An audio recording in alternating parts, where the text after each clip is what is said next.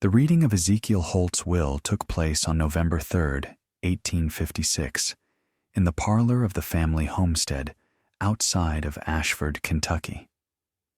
The fire crackled in the hearth, while rain streaked the windows, and the family sat in a half-circle of straight-backed chairs, their faces arranged in expressions of appropriate grief. The smell of wood smoke and damp wool hung in the air, mingling with the faint mustiness of the old house. Gideon Holt, 32 years old and the youngest of 4 brothers, sat nearest the door. He had always sat nearest the door, ever since he was old enough to understand that youngest sons in hill families were afterthoughts, fed last, inherited least, and expected to make their own way in the world. His coat was patched at the elbows, his boots resoled twice over, and his hands bore the calluses of a man who had worked hard for others his entire life. Mr. Kavanaugh, the family attorney, unfolded the document with the care of a man who knew its contents would cause trouble. He was a thin, precise man with spectacles that he adjusted frequently, and he cleared his throat twice before beginning. He read the standard preambles, the bequests to the church and to old servants, and then came to the matter of land. To my eldest son, Thomas, I leave the Valley Farm and all its improvements, comprising 340 acres of prime bottomland. Thomas nodded solemnly, though his wife Martha's lips curled with satisfaction. She had married Thomas for those acres, everyone knew, and now they were hers by extension. To my second son, William, I leave the eastern parcel, 200 acres, including the mill site and water rights. William kept his face neutral, but his shoulders relaxed. The mill had been profitable for decades, and water rights in Kentucky hill country were worth nearly as much as the land itself. To my third son, Joseph, I leave the northern woodlands, 160 acres of timber, along with all logging equipment. Joseph grunted acknowledgement. He had already been running the timber operation for years, and this merely formalized what everyone assumed. Mr. Kavanaugh paused, adjusted his spectacles, and continued. His voice dropped slightly, as if he wished to minimize the words. To my youngest son, Gideon, I leave the Crag Ridge tract, 80 acres of hill country, including the cave formations therein, along with my books and my surveying instruments. The silence lasted 3 full heartbeats before Thomas snorted. The crag? Father left him the crag? Martha laughed outright, a sharp, unkind sound that echoed off the parlor walls. 80 acres of rock and holes in the ground. How generous. It's not even fit for goats, William added, shaking his head with something like pity. I tried to run sheep up there years ago. They broke their legs in the sinkholes. Lost 4 ewes in a single month before I gave up. Books, Joseph muttered. He got Father's books. What's he going to do, read at the rocks until they turn to soil? Gideon said nothing. He looked at his hands, calloused from years of work on the family farms, work that had earned him nothing but meals and a bed in the lean-to behind the main house. And he thought about the crag. He'd been there only twice in his life. Rocky, yes, steep, riddled with caves and limestone outcroppings that jutted from the hillside like broken teeth. No water except what seeped from the rock faces. No flat ground for plowing. No sensible man would want it. But he remembered something else, too. Something his father had shown him on that second visit, when Gideon was 12 years old. His father had knelt beside a rocky crevice, pointed at something growing in the shadows, and said, "Pay attention to what thrives where nothing should." Gideon hadn't understood then. Perhaps he still didn't. But he understood this. His brothers were laughing at him, and he would not give them the satisfaction of seeing it land. "I'll take what Father left me," he said quietly, "and be grateful for it." Thomas shook his head. Grateful. For rocks. A man can build on rock, Gideon said. It won't shift under him. Martha whispered something to Thomas that made him smirk, but Gideon did not ask what it was. He already knew the shape of their contempt. He did not need to know its specific words. He left Ashford 3 days later, his possessions loaded onto a mule cart. His father's books, the surveying equipment, tools he'd purchased with his small savings, a bedroll, salt pork, flour, and a single precious bag of coffee beans. The November wind cut through his coat as the road climbed into the hills, and the bare trees stood like skeletons against a gray sky. He did not look back. There was nothing behind him worth looking at. The Crag Ridge tract revealed itself slowly through the bare November trees, a jumbled landscape of limestone shelves, wooded hollows, and dark cave mouths that seemed to watch him approach like eyes. The road, such as it was, ended at a small clearing where the remains of an old hunting cabin had collapsed into a pile of rotted timber. Sumac and blackberry had begun reclaiming the site, and a family of crows lifted off from the ruins as Gideon's cart approached, their caws echoing across the hollow. He made camp that first night in the mouth of the largest cave, which opened on the southern face of the ridge. The entrance was 20 feet wide and half that in height, narrowing as it went deeper into the hillside. Water stains marked the walls like paintings, and the stone floor was worn smooth by centuries of flooding. He built a fire near the entrance and sat watching the flames throw shadows on the stone walls while the wind howled outside. The cave was not cold.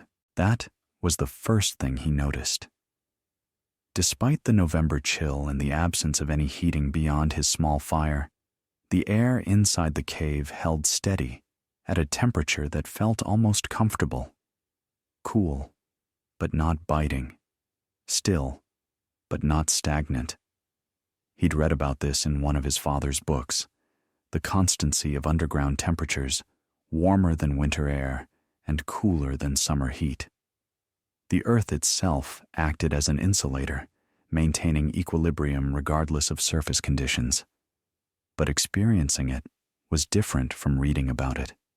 The cave breathed around him, slow and ancient, and for the first time in weeks, Gideon felt something other than grief and humiliation. He slept better that night than he had in years. The next weeks were consumed by survival and observation. Gideon walked every acre of his inheritance, mapping it with his father's instruments, noting features in a leather journal he'd purchased in Ashford before leaving. The terrain was exactly as his brothers had described: steep, rocky, impossible for conventional farming. The limestone shelves created treacherous footing. The sinkholes appeared without warning. The soil, where it existed at all, was thin and stony. But it was not barren. The hollows sheltered stands of oak, hickory, and walnut, some of them old growth, untouched by logging because the terrain made extraction impossible. Small seeps of water emerged from the limestone at several points, feeding tiny streams that vanished into sinkholes. Moss carpeted the north-facing rocks in velvet green. And everywhere, in the cracks and crevices of the stone, things grew. He began cataloging them. Mosses and ferns of species he could not always identify. Wild ginger with its heart-shaped leaves, black cohosh with its tall white flower spikes gone to seed, bloodroot that would show its white petals in spring, plants he recognized from his father's botanical books, plants with names that appeared in the old herbals alongside descriptions of their medicinal uses. The rocky terrain that made the land useless for corn or wheat had created something else. 1,000 shaded, protected microenvironments where particular plants could thrive without competition from aggressive species that dominated open ground. On the 12th day, he found what would change everything. Gideon was exploring a narrow hollow on the eastern edge of his property, picking his way between limestone boulders that had tumbled from the ridge above, when he noticed a familiar three-pronged leaf cluster growing from a crack in a limestone ledge. The leaves had yellowed with autumn, but the shape was unmistakable. He knelt, carefully brushed away the leaf litter, and caught his breath. Ginseng, Panax quinquefolius, the root that Chinese merchants paid extraordinary sums for, that traders shipped by the ton from American forests to Asian markets. The plant that had made fortunes for wilderness hunters across Appalachia. The plant his father had shown him 20 years ago, in a crevice much like this one. But this was not one plant. As Gideon looked more carefully, he counted first 10, then 20, then more than he could easily number.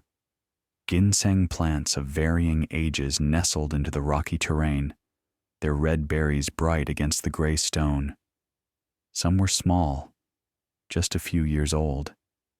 Others had stems as thick as his finger, indicating decades of growth. The hollow continued for nearly a quarter mile, winding between limestone outcroppings, and everywhere he looked, more ginseng grew. His hands trembled as he opened his journal. The conventional wisdom held that ginseng favored rich, loamy forest soil, the deep humus of old-growth hardwood forests.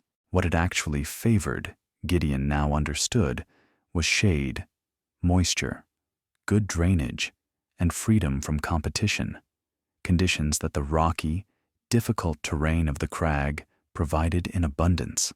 The limestone created alkaline pockets in the soil that certain plants preferred.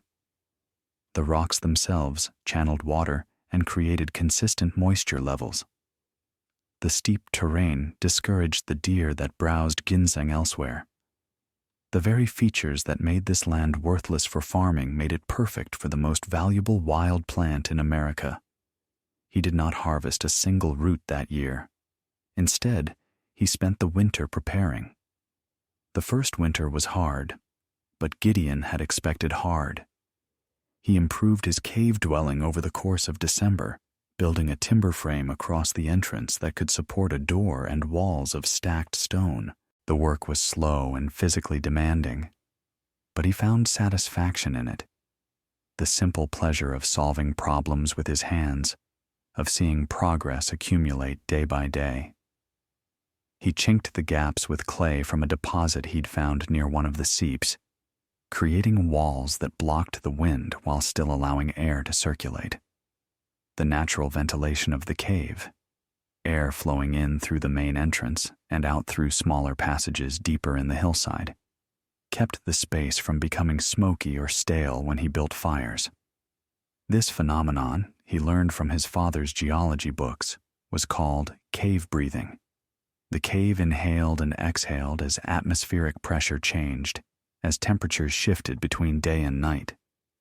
He discovered that by banking his fire with certain dense limestone rocks that held heat well, he could maintain comfortable temperatures through the coldest nights without constant tending. The rocks absorbed heat during the evening and released it slowly through the night, extending the fire's warmth for hours.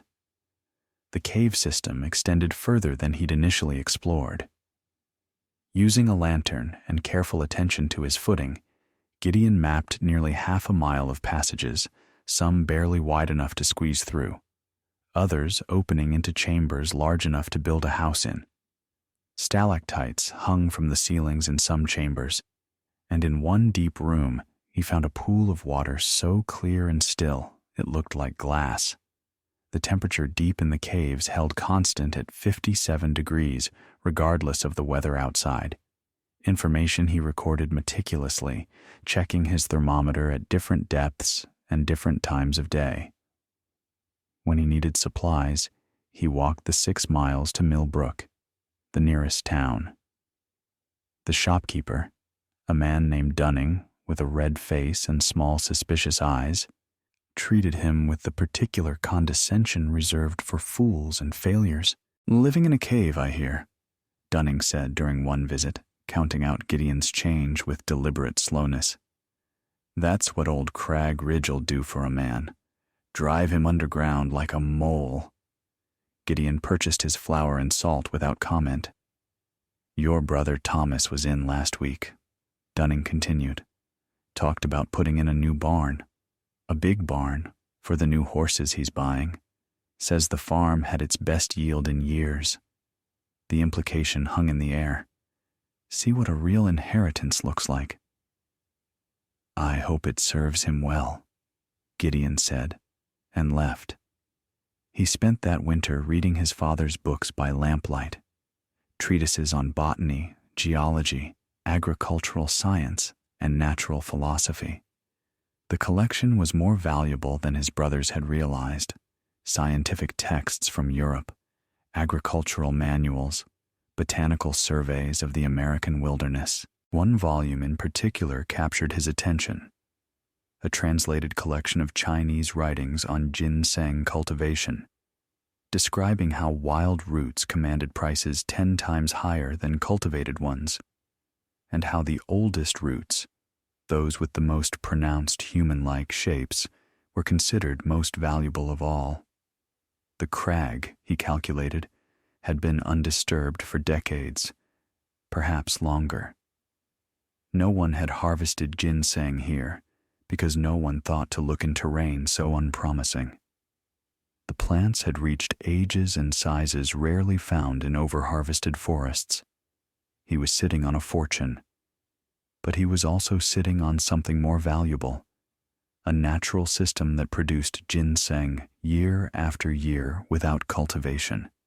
If he harvested carefully, replanting seeds and taking only mature roots, the hollow could provide income indefinitely. The key was patience, thinking in decades rather than seasons. In spring, he began. Gideon developed a rotation system, dividing the ginseng-bearing areas of his land into 5 sections and harvesting only 1 section per year, allowing a 5-year recovery cycle. He marked each plant he harvested, recorded its location in his journal, and planted the seeds from its berries in nearby suitable spots. He processed the roots carefully, drying them slowly in the constant temperature of his caves, a method that, he discovered, produced a more consistent and higher quality product than the sun-drying most harvesters used. The steady temperature prevented cracking. The low humidity prevented mold. The darkness preserved the root's pale color, which buyers preferred. His first sale came in June of 1857 to a trader named Morrison, who passed through Millbrook purchasing roots for the Chinese market. Morrison was a lean, weathered man who had spent 20 years in the ginseng trade, and he examined Gideon's samples with the practiced eye of a man who had handled thousands of pounds of the root. His expression shifted from routine assessment to sharp interest. Where did you get these? My land, Gideon said. Up on Crag Ridge. Morrison shook his head slowly. These are some of the finest wild roots I've seen in years. This one here. He held up a thick, gnarled specimen with branching roots that vaguely resembled a human figure. This is 30 years old if it's a day, maybe 40. The Chinese will pay a premium for a root like this. They believe the older roots have more qi, life force. They negotiated a price that made Gideon's head swim. $18 per pound for his best roots, $12 for the rest. His first harvest brought him just over $300, more than most Kentucky farmers earned in a year, more than his brother Thomas's celebrated corn crop would bring.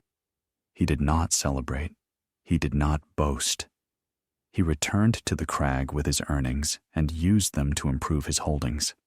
Better tools, more books, lumber for expanding his cave dwelling into something that might reasonably be called a home. He purchased glass for windows, iron hinges for a proper door. He planted walnut and chestnut trees in his hollows, thinking of futures he might not live to see. And he continued to learn.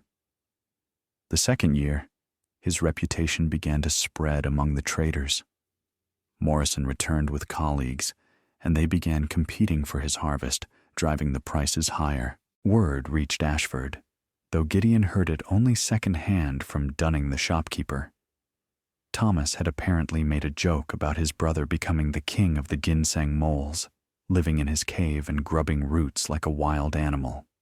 But the prices Thomas had gotten for his corn that year had been poor. A wet spring had rotted seed in the ground, and what grew was stunted.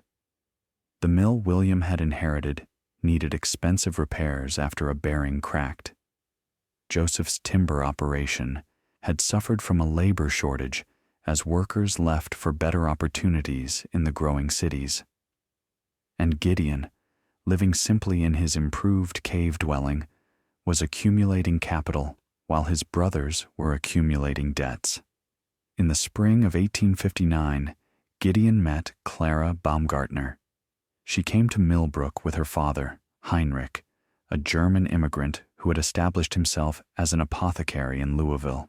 Heinrich was a compact, energetic man with wire-rimmed spectacles and an accent that thickened when he was excited. He was searching for reliable suppliers of wild medicinals, not just ginseng, but the dozens of other plants that had market value: golden seal, black cohosh, bloodroot, wild ginger, mayapple. He'd heard about the man on Crag Ridge who produced exceptional roots, and he wanted to see the operation himself. Clara had insisted on accompanying him. She was 27, educated in botany and chemistry, and uninterested in the conventional paths available to women of her station. Her mother had died when she was 12, and Heinrich had raised her as a partner rather than an ornament, teaching her the trade, taking her on purchasing expeditions, trusting her judgment. She had her father's sharp eyes and her mother's patience, and she wore practical traveling clothes rather than the elaborate dresses most women of her class preferred. Gideon met them at his property line, expecting the usual condescension about his cave dwelling. Instead, he found Heinrich nodding approvingly at his stone-built walls, and Clara asking intelligent questions about his drying process. The cave maintains 57 degrees year-round, Gideon explained, leading them through his main chamber. He had hung oil lamps at intervals, and the light revealed walls lined with drying racks, each holding rows of roots in various stages of processing. No fluctuation, the roots dry slowly and evenly, no risk of mold or over-drying. You've essentially created a controlled environment, Clara said, like a laboratory. Gideon paused, struck by the word. He had never thought of it that way. I suppose I have. Heinrich examined the hanging roots with a jeweler's attention, turning them in the lamplight, checking for quality. This is remarkable work. Consistent, clean, well-preserved. You process all these yourself? Every step. And the other plants? The cohosh? The golden seal? I've begun cultivating them in suitable locations on my land, not in gardens, in natural settings where they seem to thrive. The rocky terrain creates many microclimates. Different plants prefer different conditions. I've been mapping which species grow best where. Heinrich and Clara exchanged a look that Gideon couldn't quite interpret. Something between surprise and recognition. Would you show us? Clara asked. The cultivated areas? He led them through his property for the remainder of the day, explaining his observations about which plants grew where and why, demonstrating how he transplanted seedlings into promising locations rather than imposing artificial beds on the landscape. He showed them the limestone seeps where wild ginger thrived, the north-facing hollows where black cohosh grew tall, the rocky crevices where ginseng nestled against the stone. Clara took detailed notes in a small leather journal much like his own. Heinrich asked questions about yield and consistency. By evening, They had negotiated a contract that would make Gideon the exclusive supplier for several of Heinrich's most demanded products. But more important than the contract was what came after: an invitation to visit Louisville, to see Heinrich's operation, to discuss the scientific possibilities of what Gideon had discovered. He accepted, and his life began to change in ways he hadn't anticipated. The courtship of Clara Baumgartner proceeded like everything else in Gideon's life, slowly, methodically, and against conventional expectations. He visited Louisville 3 times in 1859, ostensibly to discuss business, but increasingly to debate botanical classifications with Clara over dinner, to walk with her through Heinrich's greenhouse, to sit in the apothecary's back room examining specimens and exchanging ideas. She was unlike anyone he'd ever known. She spoke to him as an equal, challenged his conclusions, offered alternatives based on her own reading and observation. She had read Darwin's new book on species and wanted to discuss its implications for plant cultivation. She knew the Latin names of plants he had only identified by common names. When he described his cave dwelling, she did not recoil or pity him. She asked whether the constant temperature might benefit other processes besides root drying. Cheese aging, she suggested once, over tea in Heinrich's parlor. Wine storage, mushroom cultivation.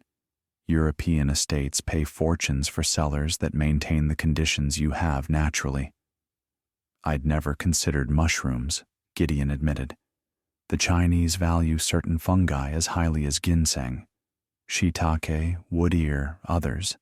Some grow only on specific substrates, in specific conditions. She smiled slightly. You have an unusual resource, Mr. Holt. I suspect you've only begun to understand its possibilities. He proposed in December, in Heinrich's parlor, with none of the elaborate speeches he'd seen other men rehearse. The fire crackled in the hearth, and Clara sat across from him, with a book open in her lap, and Gideon simply spoke the truth. I can offer you a cave in the Kentucky hills, he said, and a partnership in whatever we might build there.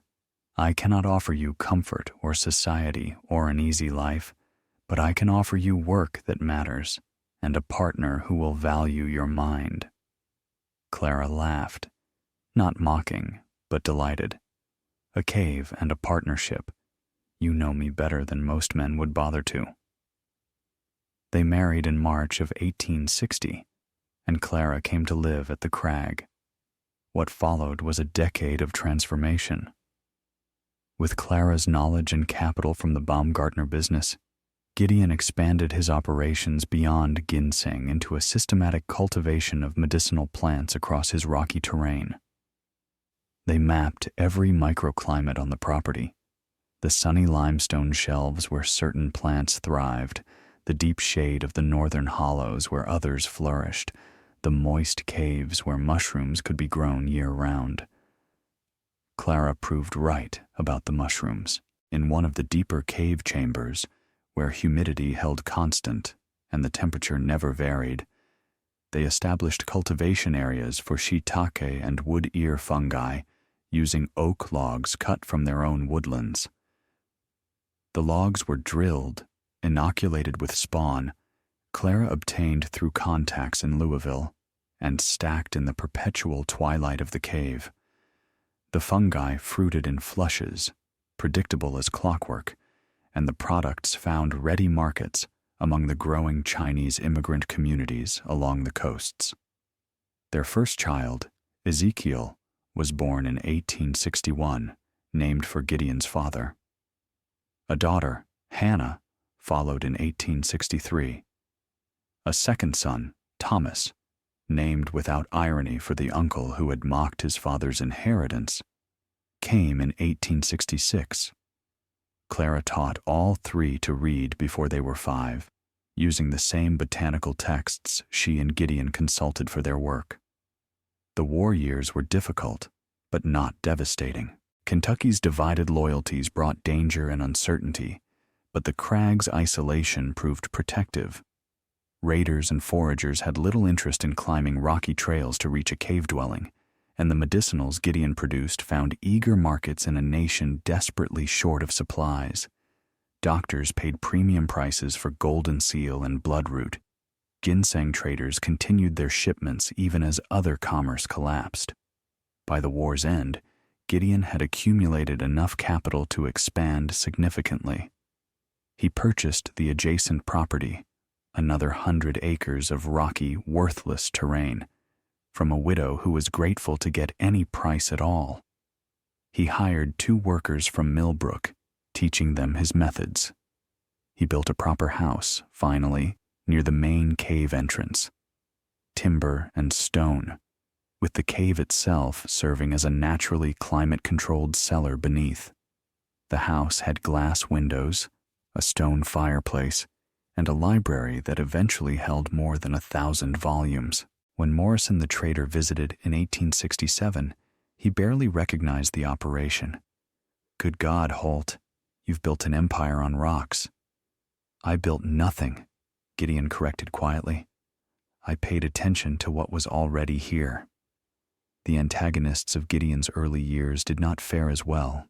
Thomas's grand barn burned in 1864, and he lacked the capital to rebuild. A series of poor harvests and worse investments forced him to sell parcels of his inheritance piece by piece. By 1870, the 340 acres of prime bottomland had shrunk to less than 100, and Thomas worked it himself with the bitter resignation of a man whose fortunes had reversed beyond repair. Martha, who had laughed at Gideon's inheritance, left Thomas for a cousin in Cincinnati and was not heard from again. William's mill fell into disrepair after a flood damaged the mechanism, and he could not afford the specialized labor to fix it. He sold the water rights to a competitor and spent his remaining years in a rented house in Louisville, sustained by occasional gifts from his brothers. Joseph's timber operation had stripped the land bare by 1865, leaving nothing but stumps and erosion.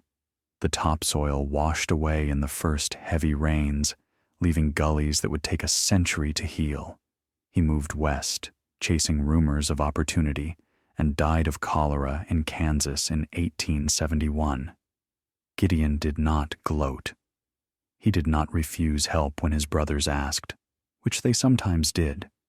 He loaned Thomas money for seed more than once, knowing it would not be repaid. He offered William a position managing the business side of his operations, an offer William was too proud to accept. When word came of Joseph's death, Gideon paid for a proper burial and for transport of the body back to Kentucky. "Why?" Clara asked after one of these gestures. "They're my brothers," Gideon said simply. "What they said about my inheritance was true when they said it. They couldn't see what I saw. That's not wickedness. That's just not seeing." Clara studied her husband for a long moment. "You really believe that?" "I believe that spite is a luxury I can't afford." He paused, looking out the window of their home at the rocky terrain that had made them prosperous. "And I believe that whatever I've built here started with my father seeing something and showing it to me. If he'd looked at this land the way Thomas did, I'd have nothing. Vision isn't virtue. It's just what you happen to see." The decades that followed brought steady growth and small victories. Gideon's methods, his careful rotation harvesting, his microclimate mapping, his cave-based processing, spread through the region as other farmers realized that worthless land might have its own value.